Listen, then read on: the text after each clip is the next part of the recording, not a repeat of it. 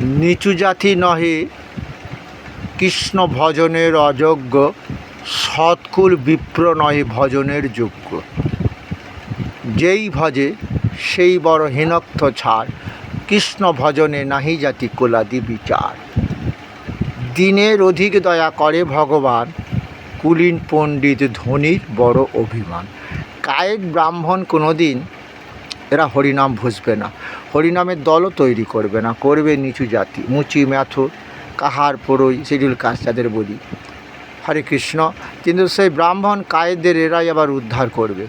যে সময় অর্জুনকে বলেছিল গীতাতে, চাতুর্বর্ণং মায়া সৃষ্টম গুণকর্মে বিভাগস তস্য কর্তারমভি মাং বীর্দ কর্তারমবয়ম। হে অর্জুন, শোনো, ব্রাহ্মণ ক্ষত্রিয় বৈশ্য শূদ্র চারিবর্ণ আমি সৃষ্টি করেছি সত্য গুণ কর্ম অনুযায়ী। এই সমহম সর্বভূতেষু ন মে দেশ্য হস্তি না প্রিয়, যে ভজন্তি তুমাং ভক্তা মই তেষু চাপহম।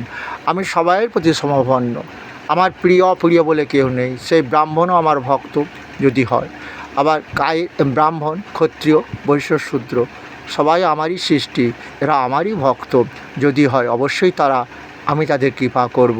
হরে কৃষ্ণ। হ্যাঁ, তাহলে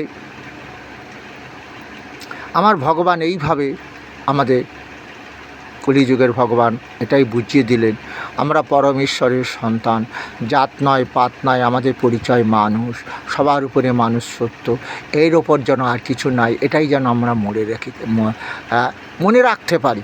ওই যে একটা গান আছে না, জাতের বলয় নাই কো আমার, বামন চামার সবাই সমান। কে বামন কে চামার, সবাই আমরা ঈশ্বরের সন্তান। তাই আমরা জাতের বিচার করব না। সেই বামনের মধ্যে যে আত্মা, চামারের মধ্যে সেই আত্মা, কেন জাতের বিচার করব? সেটাই মহাপ্রভু আজকে বলে দিলেন, এই চামার নিচু জাতি যাদের তোমরা ঘৃণা করো, হ্যাঁ, কিন্তু এরাই কলিযুগে তোমাদের পরম বন্ধু হবে। দেখবে ব্রাহ্মণ বাড়িতে যে পণ্ডিত সমাজ এদের নিচু জাতি বলে ঘৃণা করেছিল, আর মহাপ্রভু এমনই কলকাটি করে নেড়ে গেলেন যে ব্রাহ্মণেরও বাড়িতে দেখবে হরিনাম হচ্ছে। যে ব্রাহ্মণের বাড়িতে কোনো দিন হরিনাম হয় না, কেন হয় না? আজ হচ্ছে কেন? ব্রাহ্মণের বাবা মারা গেছে, কিন্তু বেদ পাঠ করেছে, বেদ পাঠ করে তাকে তো স্বর্গ লাভ করা যাবে না। কেন যাবে না? কারণ যদিও সে ব্রাহ্মণ ত্রিসন্ধ্যা গায়ত্রী মায়ের মন্ত্র জপ করেছে, তাই চণ্ডী পাঠ হয়েছে, কিন্তু এরপরে গীতা পাঠ হবে। কেন? কে কৃষ্ণ? ভজ কৃষ্ণ, বল কৃষ্ণ, লহ কৃষ্ণ শিক্ষা। কে কৃষ্ণ? হে অর্জুন, ছন্দাসমহং গায়ত্রী, ছন্দ গানযুক্ত গায়ত্রী মন্ত্রও আমি। তাই জন্য তো সেই গীতা পাঠ অবশ্যই করতে হবে। আর সেটাই তো গীতায় আমার ভগবানও বলেছেন কলিযুগে। কি বলেছেন? ভজ কৃষ্ণ, বল কৃষ্ণ, লহ কৃষ্ণ শিক্ষা। কৃষ্ণটাকে সবাই জ্ঞান লাভ করো, তাকে ভজন করো। শুনো মিশ্র, কলিযুগে নাহি তপযোগ্য, যেজন ভজে কৃষ্ণ তাহার মহাভাগ্য। অতএব গৃহে তুমি কৃষ্ণ ভজ গিয়া, কুটিনাটি পরিহারি একান্ত হইয়া, সাধন সাধন তত্ত্ব যা কিছু সকল, কৃষ্ণ নামেই মেলাবে সকল। এটা বলেছিল ভগবান। এই কারণে আমাদের এই বাড়ি গাড়ি ধন দৌলত তৈরি করি, তারপর মায়া সৃষ্টি হয়। আর এই মায়া সৃষ্টি হলে আমাদের ভগবান উদ্ধার করতে পারবে না। যেমন সুদামাকে গাড়ি বাড়ি দিয়েছে, সুদামা সবাইকে বলে বেড়াচ্ছে কৃষ্ণ বন্ধু আমায় দিয়েছে। তাই কৃষ্ণ বন্ধু যে আমায় দিয়েছে, তাহলে ওই দেহের মৃত্যুর পর কৃষ্ণ বন্ধুর কাছে তার আত্মা চলে যাবে। আর এখানে মধ্যে তিষ্ঠন্তি রাজসা, মধ্যলোকে তাদের আসতে হবে না। রাজসিক ব্যক্তি যারা, ওই যে তোমাকে বললাম অর্জুন, অভিসন্ধায়ত ফলং দম্ভার্তমপি চৈবযৎ ইজ্জতে পার্থ তজ্জজ্ঞং বিধি রাজসম। যারা দম্ভ অহংকার সহকারে কি করে, আমার কাছে কি চাই জানো? দেহি সৌভাগ্য আরোগ্যং দেহি দেহি পরম সুখম, ওং মাতা লক্ষ্মীস্তব্যং সর্বভূতনং নমস্তে বিশ্বভাবিনী দেহি পুত্রং ধনং দেহি। হয়ে গেল। দেখলে অর্জুন, মানে বুঝতে পেরেছ? হ্যাঁ, ধন চাইছে, দৌলত চাইছে, পুত্র সন্তান। ওই যে তুমি বললে না, কৃষ্ণ বর্ণসংকর সন্তান দিয়ে বাবার পিণ্ডদান ক্রিয়া হবে না। বাবার দেহের মৃত্যুর পর আত্মা পেতলোকে থাকবে, নরক যন্ত্রণা ভোগ করবে কৃষ্ণ। তাহলে এত বড় পাপ আমি করব না, যুদ্ধ করব না।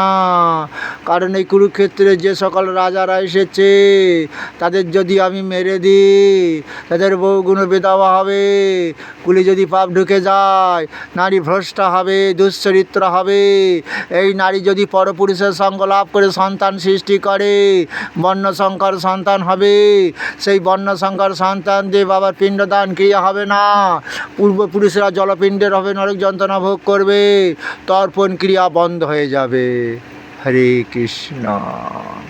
ওই জন্য পুত্র সন্তান চাইলে, কিন্তু তোমার আমার সবার মৃত্যুর পর এই পুত্রই তো সেই কৃষ্ণ ভজন করবে। ওগো, বুঝতে পারোনি? কি বুঝতে পারলে? এখন কি করবে?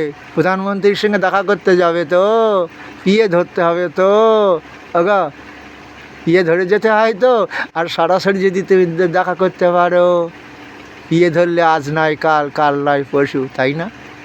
সেটাই তো ভগবান বলছে।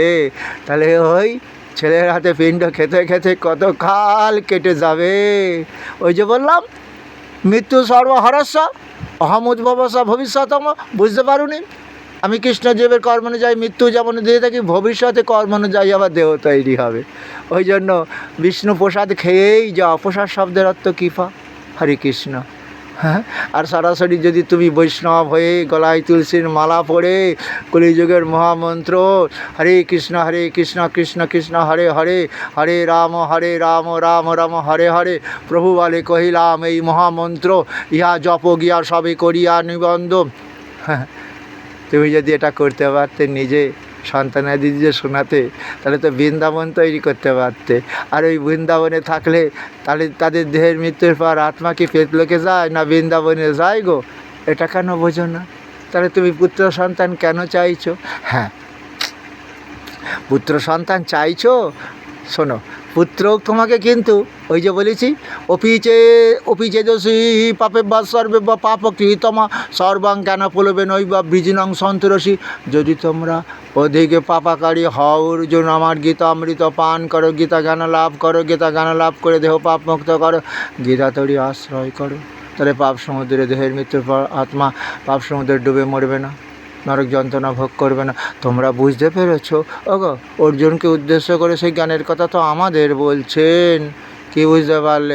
ওই জন্য তো ছেলে গীতা পাঠ দিয়েছে গো। ওই যে মৃত্যু সর্বহরস্য অর্জুন, আমি কৃষ্ণজীবের কর্ম অনুযায়ী মৃত্যু দিয়ে থাকি। আবার ওই যে অহমুদ্ভবস্য ভবিষ্যৎ, আবার ওই জীবের কর্ম অনুযায়ী ভবিষ্যতে কী করবো বলো তো? নতুন দেহ তৈরি করবো তো।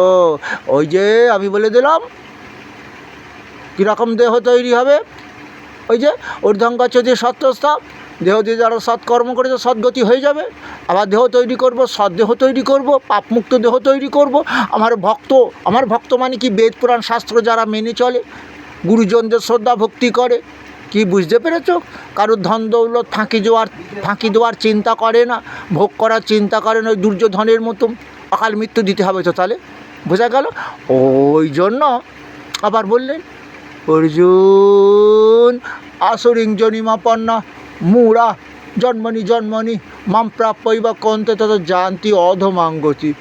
অসুরজনিতে যাদের জন্ম, নরের অধম আমাকে মানবে না, বুঝবে না, আমি আমার বলে অহংকার করেছিল গো। তাহলে তার দেহের মৃত্যুর পর আত্মা কোথায় যাবে? বুঝতে পারোনি? কি বুঝতে পারলে? অধম গতি কৃমি কীট আদি হয়তো পশুকুলে জন্ম দিতে হবে, বিয়া ওরা কুকুর হইতে সাবধান। দেখেছো প্রভুর ধন পাহারা দিচ্ছে।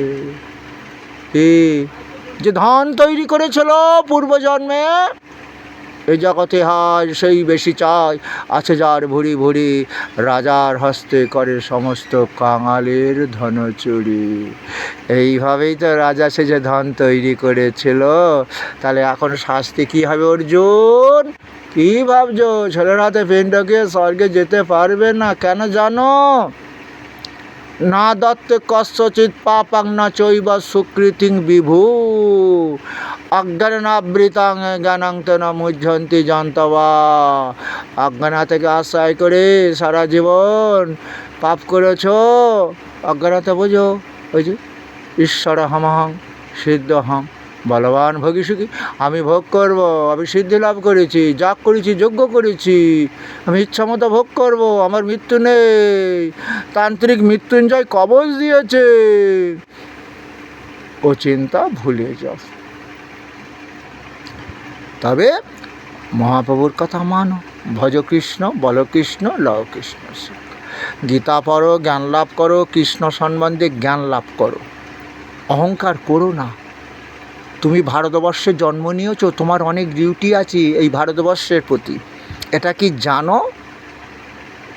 ছাগল গরুও তো জন্মায়, খায় দায়, বাচ্চা পারে চলে যায়, তা তুমি ছাগল গরুর মতো হবে নাকি? তোমার ডিউটি আছে না? তবে ভগবান ওই যে বলেছে অর্জুন, যারা বলছে আমি ঈশ্বর ইচ্ছামতো ভোগ করব, আমার ভোগে বারদান করলে তাকে দুনিয়ার ভোগ থেকে সরিয়ে দেবো, এরা আমার সৃষ্টি জগৎ, আমার সংসার ধ্বংস করতে চাইছি, এই জন্য এদের আমি অকাল মৃত্যু দিয়ে থাকি। তুমি কান্নাকাটি যতই করো, দুঃশাসন দুর্যোধনের মৃত্যু দেওয়া হয়ে গেছে, এবং ওদের পক্ষে যারা যোগদান করেছে তারাও আর বাড়িতে কেউ ফিরবে না। ওরা তো ওই দলের লোক, দুর্যোধনের মতো আমি ইচ্ছা মতো ভোগ করব, আমার ভোগে যারা বারদান করবে দুনিয়ার ভোগ থেকে সরিয়ে দেবো। তাহলে তো ওকেই তো আমাকে ওদের সরাতে হবে। অর্জুন কান্নাকাটি না করে যুদ্ধ করো, আমি সেই কৃষ্ণ। যদা যদা হি ধর্মস্য গ্লানি ভবতি ভারত অভ্যুত্থানম ধর্মস্য তদাত্মানাং সৃজাম্যহম পরিত্রাণায় সাধুনাং বিনাশায় চ দুষ্কৃতাম। ধর্ম সংস্থাপনায় সম্ভবমি যুগে যুগে। ধর্ম বোঝো, ধর্ম সংস্থাপন আমার ধর্ম কি? আত্মোপমেন সর্বত্র সমং পর্ষতি যহ অর্জুন। সেবকং বা জড়িতকং সহযোগী পরমত। সবাই আমরা পরম ঈশ্বরের সন্তান, তাই কেউ দুঃখ কষ্ট পাচ্ছে তাকে সুখী করব, এটাই তো ধর্ম। ঈদ এসে গেছে, দেখেছ মুসলমান ভাইরা গরিব দুঃখীদের বলছে ফোনপের মাধ্যমে তোমাদের টাকা দেবো, সেই টাকা নিয়ে ঈদের উৎসব পালন করো। হরে কৃষ্ণ। কী বুঝলে? আমি ভালো মন্দ খাবো, ওরা ভালো মন্দ খাবে না, একটু সুখ ভোগ করতে পারবে না, এটাই তো ধর্ম গো। ওটা কোরআনে আছে, তা এটা আমাদেরও আছে, আমাদেরও গীতাতেও সেটাই তো আছে। ওই যে আবার বলবো শ্লোক, আত্মোপমেন সর্বত্র সমং পর্ষতি যহ অর্জুন সুগং বা জড়িতগং সযোগী পরমমত। আমার মতে সেই যোগী ভক্ত শ্রেষ্ঠ, সবাইকে আপন ভাবে, কাউকে পর ভাবে না, সবাই পরম ঈশ্বরের আমরা সন্তান। তাই কেউ যদি দুঃখ কষ্ট পায় তাকে সুখী করার চেষ্টা করতে হবে। হরে কৃষ্ণ। সেটাই আবার স্বামীজি বলে দিলেন কি, বহুরূপের সম্মুখে তোমা ছাড়ি কোথায় খুঁজেছে ঈশ্বর, জীবের প্রেম করে যেই জন সেবিছে ঈশ্বর। আপনারে লয়ে বিব্রত নহে কেউ অবনী পরে, সকলের তরে সকলে আমরা, প্রত্যেকে আমরা পরের তরে।